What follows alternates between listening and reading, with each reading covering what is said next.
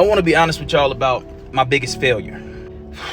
My biggest failure was not failing more. I wish that I would have spent more time failing, going until the point of failure, going so hard that I gave everything I had until I passed out, until I failed, until I couldn't go no more.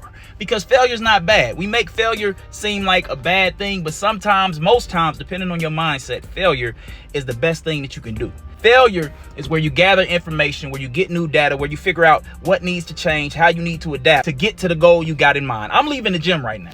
Today was one of my biggest failures, and I'm excited as hell about it. I'm so happy about the point at which I failed. I failed at a point that's at a higher weight than I've ever failed at before.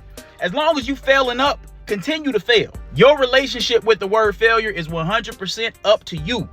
Ask any winner you know in life. Ask any successful person you know in life how many failures it took them to get to the point where they want to be. One of my good friends, media personality, and big dude, Big Court of the Holding Court podcast. If you ask him when he goes to the gym, how many times he goes to the point of failure. You ask him in his podcast career, how many times did he have a false start? Did he bump his head? Did he have a failure? Only to come back now with new information and go further than he's gone before. By the way, I did have the pleasure of sitting down with Court and Rachel for an episode of the Holding Court podcast. Make sure you check that out today. Ask any bodybuilder about failure. They're going to tell you a different story than what you're used to hearing from somebody who feels bad for themselves or the average person who looks at failure as the end of the road. Failure is the beginning of a new road.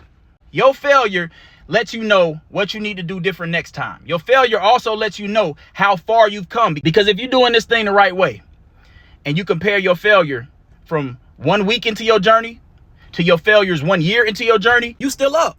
Because you embrace this mindset about how you deal with failures and how you learn from failures and how failure is a good thing because it's part of your journey. You're failing as a stronger, smarter, more successful version of you every time you fail. Yeah, we write those down. We call those personal bests. I know the gym bros and gym girlies understand. We don't just write them down to look at them and be like, yeah, remember that time I did that? All right, I'm done. No, we write it down because we're going to come back tomorrow. And if not tomorrow, the day after tomorrow or next week, and we're going to beat it. We're going to go bigger, go harder, and we're going to fail at a higher point than we failed last time. I want to encourage everybody to do more failing.